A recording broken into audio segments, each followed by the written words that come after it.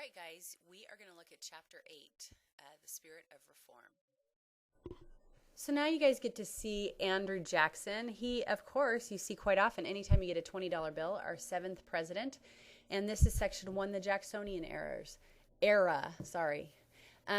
States expand voting rights. In the early 1800s, hundreds of thousands of Americans, mostly white men, gained the right to vote. This was due to the fact that many states lowered or eliminated property ownership as a qualification to vote. Meaning you have to own a house. So if you guys rent and you don't own property or you don't own a home, you would not be able to vote based upon that. So obviously that would eliminate quite a few of our people in the United States just based upon rentership. The people's president. In 1829, Andrew Jackson became president, though he is elected in 1828, of course, in November. He takes power in January of the United States. Many Jackson votes came from the residents of the frontiers in the West and in the South. Jackson was very well liked for his average personality and for being a self-made man. Jackson had very little education and had earned most of his success strictly on hard work. Although Jackson is well known for having a temper and taking parts in duels prior to entering the White House, he had become a man of dignity and much calmer once he took office. Trust me, this picture right here, you'll see another one in a little bit. He's very cleaned up and looks only slightly crazy in these shots and on the $20 bill. When we see him in the next picture, he looks a little older. So, the spoils system. Jackson strongly supported the spoils system, which appointed people to government jobs based on a party loyalty and support. Jackson was the first president to force out large numbers of government employees in order to appoint his own followers. Jackson considered the spoils system to be truly democratic, allowing more ordinary citizens to work for the government. It would be like if you became the president of a company and you hire your friends. Of course you would do that. That's what you would assume was, one of the benefits of becoming a president of a company. A more open electoral system. A move by Jackson's supporters to make the election process more democratic. Instead of using the traditional caucus system to elect presidential candidates, Jackson and his supporters believed the National Nominating Convention would work more efficiently. They also believed this would allow more people than just the elite to have a chance to get into office. This made the election of 1828 one with many new voters. I believe that is a question on your review. If you look at this slide, we are still in Jacksonian America, the nullification process. And you guys can see the differences between Jackson and John C. Calhoun down there. They kind of look a little bit alike in those pictures, but the debate over nullification. In the early 1800s, South Carolina had a weakening economy that many residents thought was due to all the tariffs. Tariffs are taxes being passed by government. The situation got so bad that South Carolina threatened to secede from the Union. Secede means leave. You go away from. You're no longer a part of the United States, which is the Union. John C. Calhoun was from South Carolina and was vice president, put forth the idea of nullification, meaning that states have the right to declare a federal law null or not valid. Since they created the federal union, because the states had created it, they felt that they had more power than the federal government, which is not, goes back to the discussions with John Adams and Thomas Jefferson of whether the federal government or the state governments would have more power. Jackson defends the Union, however. So Jackson was adamant about defending the Union. After Jackson was quoted saying, "Our federal union must be preserved," which angered John C. Calhoun, Congress passed another tariff law that significantly cut tariffs, cut taxes. South Carolinians were still not satisfied. Jackson considered the nullification an act of treason.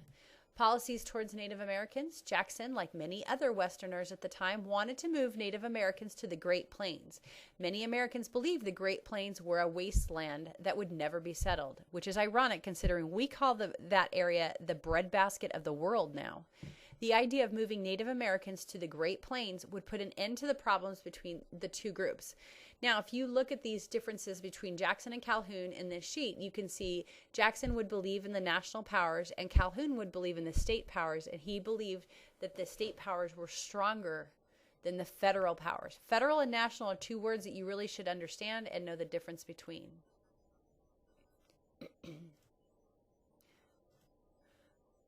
So now we're going to look at another slide in section 1, and it is the presidency of Martin Van Buren. In 1836 presidential election, Jackson was defeated by Martin Van Buren. Remember, at the time, we did not have a cap on how many years presidents, there was no amendment that limited the president to either 2 terms or 10 years. So Andrew Jackson could keep running and running and running. It's not until the 1930s or 1940s when we get FDR that we put that amendment into power, because we don't want one person to be elected over and over and become like a king. Martin Van Buren. Shortly after Van Buren took office, a crippling economic crisis hit the nation. The crisis was named the Panic of 1837, and it due to many banks and businesses failing. Let's see. Thousands of farmers lost their land, and the unemployment soared among the states and factory workers. Okay. And then Tippecanoe and Tyler too. That was their campaign slogan used for William Henry Harrison and his vice presidential candidate, John Tyler. Harrison was presented to the voters as a man of wealth and privilege. After Van Buren was accused by the Whigs for the Depression, Harrison was an easy choice for president. John Tyler's rise to the presidency shocked many Whig leaders. Now, you guys hear about the Democrats and the Republicans, the independents. Maybe there's a couple other political parties, but if you look down below at the graph, you can see the different political groups that have risen to power over time. You can see the Democrats and Republicans have remained in power for a very long time. So we have the Federalists, the Democratic Republicans, the National Republicans, and the Whigs, and then, of course, the two powers that you are familiar with. And sometimes you see changes within the belief systems of those two groups, okay? For example, Abraham Lincoln, a Republican, sometimes people in this day and age will say, no, he was more like a Democrat.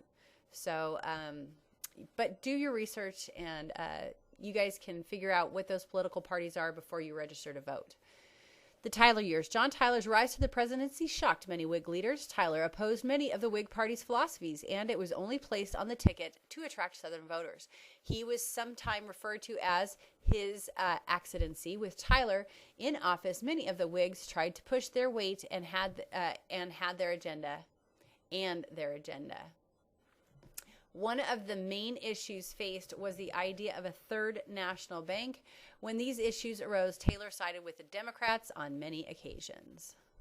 So here I have a picture of some of these former presidents that we're not talking about and presidents that don't count because we haven't gotten to them yet. And you guys can see the picture of all the presidents that we've covered so far. And that number 7 there is that crazy picture I told you about of Andrew Jackson.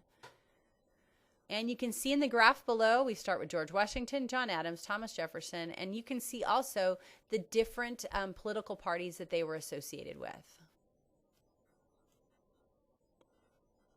Okay, we're on section 2, and there are 2 graphs over top of each other, and in blue I wrote 2 graphs on top of each other show how the potato famine spiked and people left Ireland and immigrated to the United States. When you emigrate with an E, you leave. When you immigrate, you come in. Okay, M in, M out. New wave of immigration. Newcomers from Ireland and Germany. During this time, the largest wave of immigrants, almost 2 million, came from Ireland. Many of these immigrants came to the United States because of widespread famine. Many Irish immigrants arrived with no money or marketable skills. Many settled in industrialized cities. Between 1815 and 1860, Germans represented the second largest group of immigrants. Most of these immigrants had enough money to settle in the Midwest. Most became farmers and went into business. And if you think about some of the traditions in America along our area, for example, the Boston Celtics, obviously very Irish. There's a lot of Irish going on in Boston and in Massachusetts. So you can see when this goes back to. Well, because of this, and you see it today, there's forms of nativism. It is a strong feeling of resentment toward people from different cultures with different languages and different religions. The nativist groups that strongly opposed Catholicism, groups were formed to speak out and vote against Catholics and people of other ethnicities. One group even created a new political party called the American Party, but the nickname was the Know-Nothings. Why do you think they were nicknamed that? Well, guess what? When somebody would try to find information about them, they would say, I know nothing. And that's how that came about. Makes sense, doesn't it? Second slide in section 2, the Second Great Awakening. The growth of scientific knowledge and rationalism caused many American commitments to organize religion to weaken. The basic message of the Second Great Awakening was the individuals must remit God and Christ into their daily lives. So you come back to the faith. They wanted to revive Americans' commitment to God. Protestants are the denomination that are not Catholic, and they include Methodist, Lutheran, Presbyterian, Baptists, who were preaching grace through faith, not through works or doing anything, but through faith. New religious groups emerge. During this during the time of the Second Great Awakening, a number of other religious groups started to flourish. And so this is when they were created. These other religious groups came about. Religious groups like the Unitarians and the Universalists broke away from the New England Congregational Church.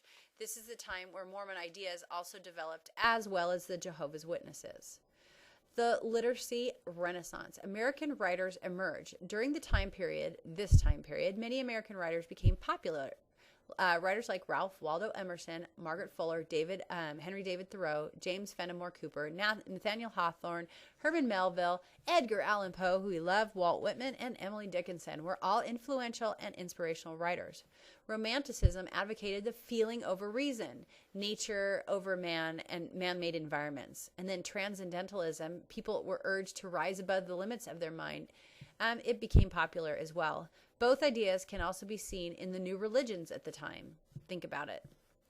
Those two things were being woven together during that time period. The penny press, you see a picture of what the penny press looked like in the early 1800s, was created because it's kind of like the internet of the day, you notice I have, or a blog. This was a unique machine that allowed mass quantities of newspapers to be printed at one time.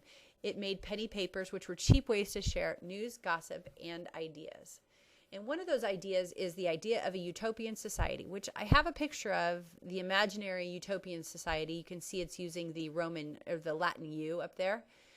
A community or society possessing highly desirable or perfect qualities. The word was coined in Greek by Sir Thomas More for his 1516 book Utopia, describing a fictional island society in the Atlantic Ocean.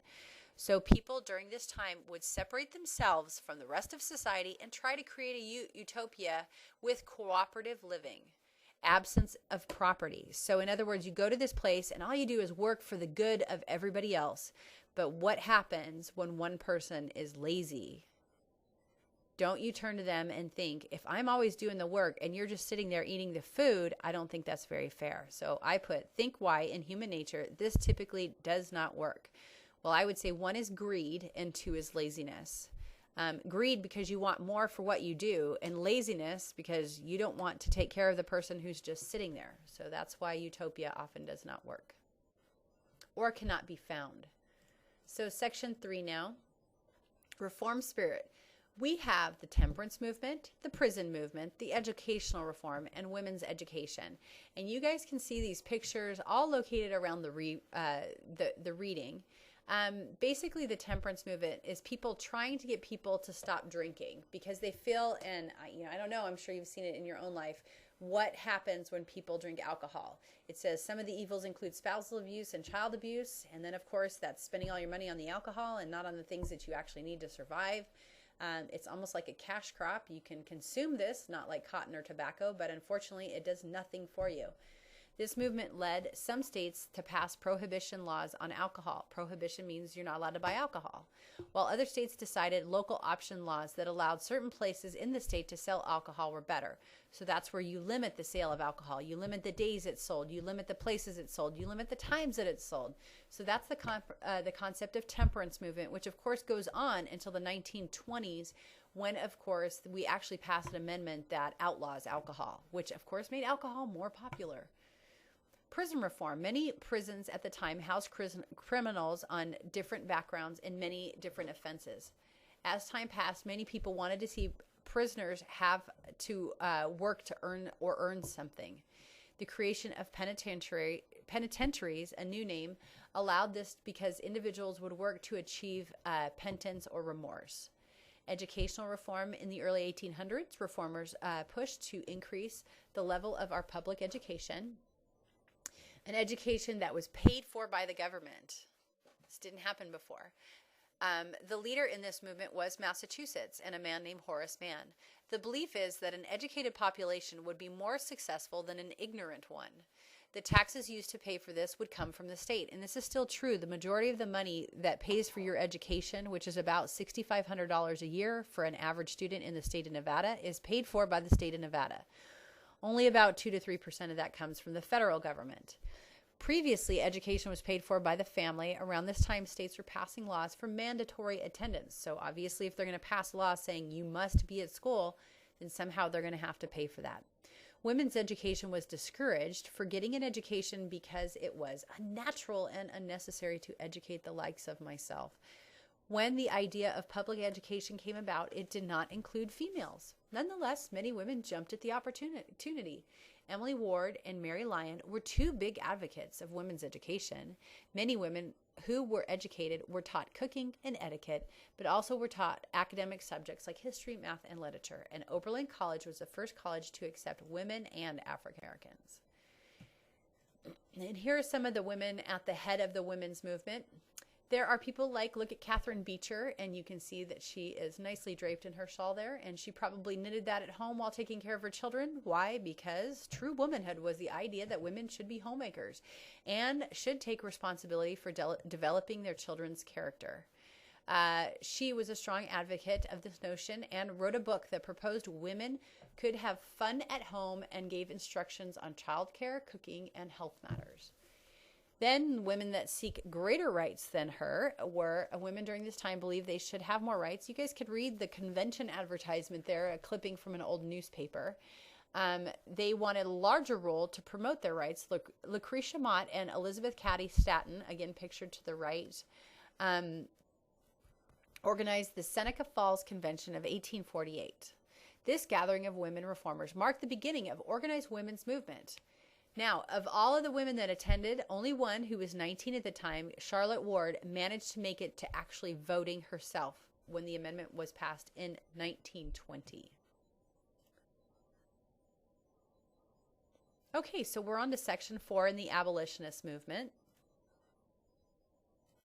You could go ahead and look at the picture while I read the information above. Gradualism is the belief that slavery had to be ended gradually.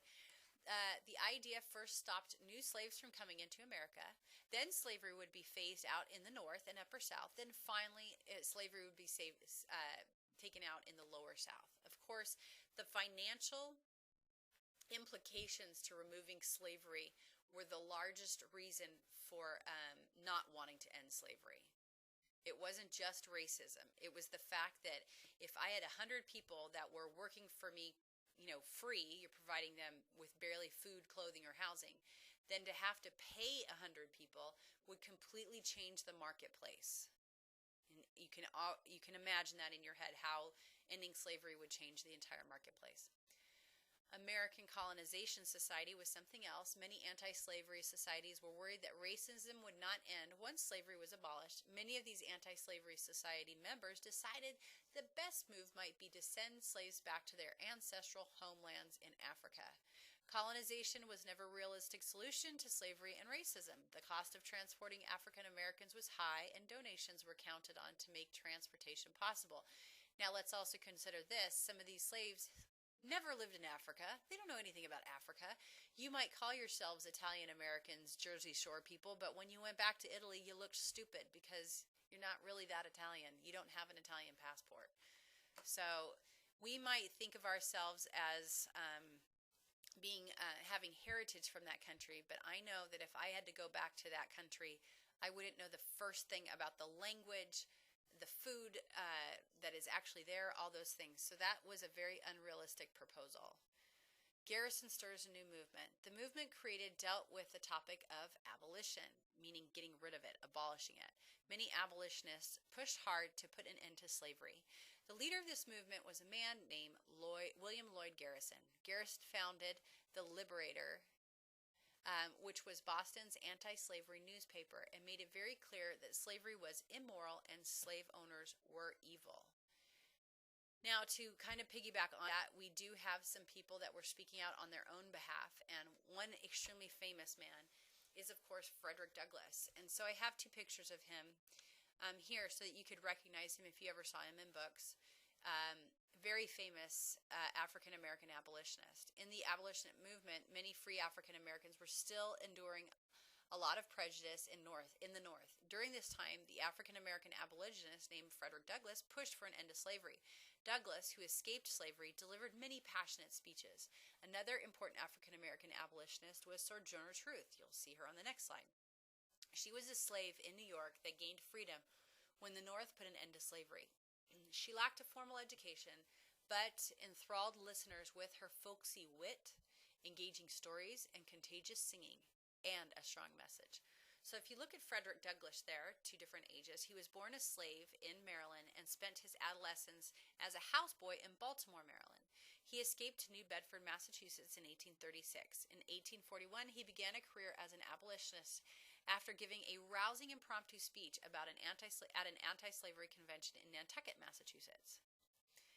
Brilliant thinker and electrifying speaker. Here is a quote from him. I appear before the immense assembly this evening as a thief and a robber. I stole this head, these limbs, this body from my master and ran off with them. Just imagine the imagery of that statement right there, how he's saying he stole them from his master, because his master did consider himself the owner of that person. He ran his own newspaper called the North Star. Douglass also served as U.S. Marshal to the District of Columbia and U.S. Minister to Haiti, and died in Washington, D.C. in 1895.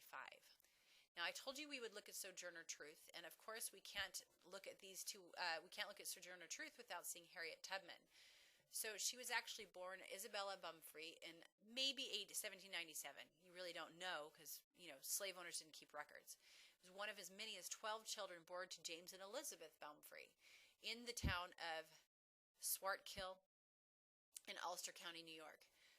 Truth's date of birth is not recorded, as was typical of children born into slavery. Around 1815, Truth fell in love with a slave named Robert from a neighboring farm. On June 1st, 1843, Isabella Bumfree changed her name to Sojourner Truth, devoting her life to Methodism and to the abolition of slavery. In 1844, she joined the Northampton Association of Education and Industry in Northampton, Massachusetts. Founded by abolitionists, the organization supported a broad reform agenda including women's rights and pacifism. Harriet Tubman was an American bonded woman who escaped from slavery in the South to become a leading abolitionist before the American Civil War. She was born in Maryland in 1820 and successfully escaped in 1849.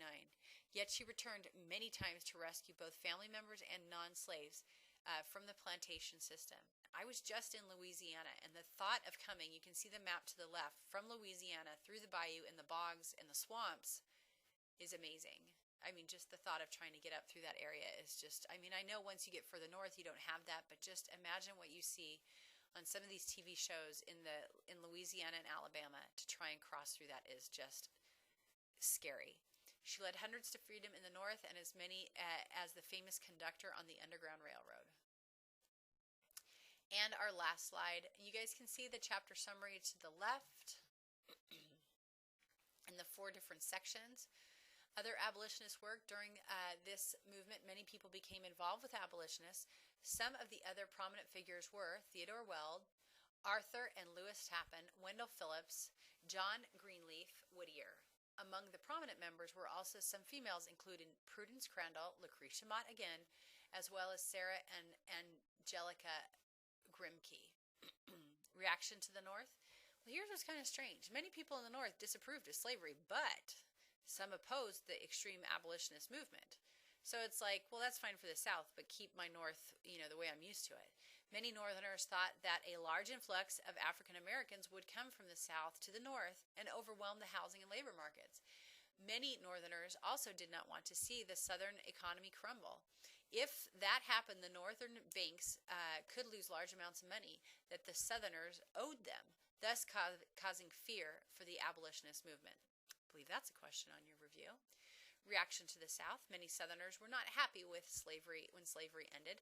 Slaves were part of everyday life in the South and were counted on for labor. I explained this earlier. Due to the abolitionist movement, men like Nat Turner led revolts that killed slave owners in the South. However, with the abolition movement, many relatively small in the southern part of the country, and many slave owners holding the impression slavery does not have to end immediately, the issue of slavery was really started dividing the country. And of course, this is going to set us up for the differences between having slaves and not having slaves for the American Revolution, the Civil War, as well as the financial end of that.